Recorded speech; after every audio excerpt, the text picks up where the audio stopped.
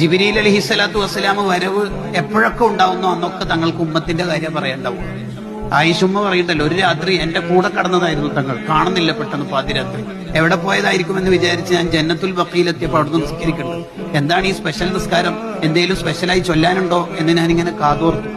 നോക്കിയപ്പോ എനിക്ക് മനസ്സിലായത് നിസ്കാരത്തിലെ റുക്കുവിലും സുജൂദിലും അത്തഹിയാത്തിലൊക്കെ തങ്ങൾ ഉമ്മത്തി ഉമ്മത്തിന്ന് ദ്വാരക്കാണ്. ഞാൻ തന്നെ തങ്ങളോട് നിസ്കാരം കഴിഞ്ഞിട്ട് ചോദിച്ചു പോയി, ഉമ്മത്തിനെ കിട്ടുമ്പോൾ ഖുർആനും ദിക്റൊക്കെ മറന്നുപോയോ?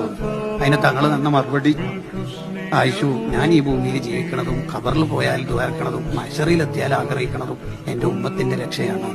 നമ്മൾ ജനിക്കുന്നതിന് മുമ്പ് നമുക്ക് ദ്വാരം തന്ന ആളാണല്ലോ മുത്തനബി സല്ലല്ലാഹു അലൈഹി വസല്ലം. നമ്മൾ സ്വർഗത്തിൽ പോകണമെന്ന് നമുക്കാണല്ലോ ലോകത്ത് നമ്മൾ ഉപ്പാനേക്കാൾ ഉമ്മാനേക്കാളൊക്കെ ആഗ്രഹം ഉണ്ടാവില്ലേ? എന്നാൽ നമ്മൾ സ്വർഗത്തിൽ പോകണമെന്ന് നമ്മുടെ ആഗ്രഹത്തെക്കാൾ നമ്മൾ സ്വർഗത്തിലെത്തണമെന്ന് ആഗ്രഹമുള്ള ആൾ നബി സല്ലല്ലാഹു അലൈഹി വസല്ലം തങ്ങൾ മാത്രമാണ്.